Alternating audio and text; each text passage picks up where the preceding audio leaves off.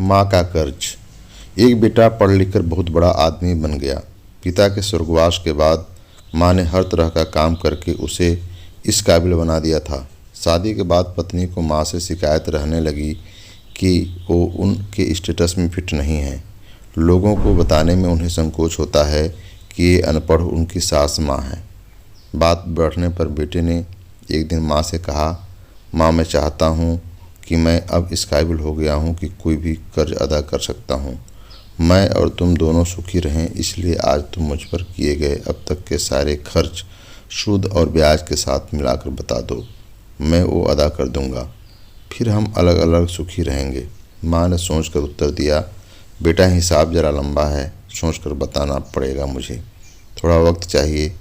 बेटे ने कहा, माँ कोई जल्दी नहीं है, 2-4 दिनों में बता देना। रात हुई, सब सो गए। माँ ने एक लोटे में पानी लिया और बेटे के कमरे में आई। बेटा जहाँ सो रहा था उसके एक ओर पानी डाल दिया। बेटे ने करवट ले ली। माँ ने दूसरी ओर भी पानी डाल दिया। बेटे ने जिस ओर भी करवट ली, माँ उसी ओर पानी डालती रही। तब परेशान होकर बेटा उठकर खींचकर बोला कि माँ ये क्या है, मेरे पूरे बिस्तर को पानी पानी क्यों कर डाला। माँ बोली, बेटा तूने मुझसे पूरी ज़िंदगी का हिसाब बनाने को कहा था। मैं अभी ये हिसाब लगा रही थी कि मैंने कितनी रातें तेरे बचपन में तेरे बिस्तर गिला कर देने से जागते हुए काटी है। ये तो पहली रात है, तू अभी से घबरा गया। मैंने अभी हिसाब तो शुरू भी नहीं किया है जिसे तू अदा कर पाए। माँ की इस बात ने बेटे के हृदय को झकझोर के रख दिया। फिर वो रात उसने सोचने में ही गुजार दी। उसे ये एहसास हो गया था कि माँ का कर्ज आजीवन नहीं उतारा जा सकता। माँ अगर शीतल छाया है, पिता बरगद हैं जिसके नीचे बेटा उन्मुक्त भाव से जीवन बिताता है।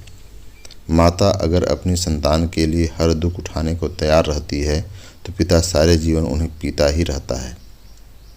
हम तो बस उनके किए गए कार्यों को आगे बढ़ाकर अपने हित में काम कर रहे हैं।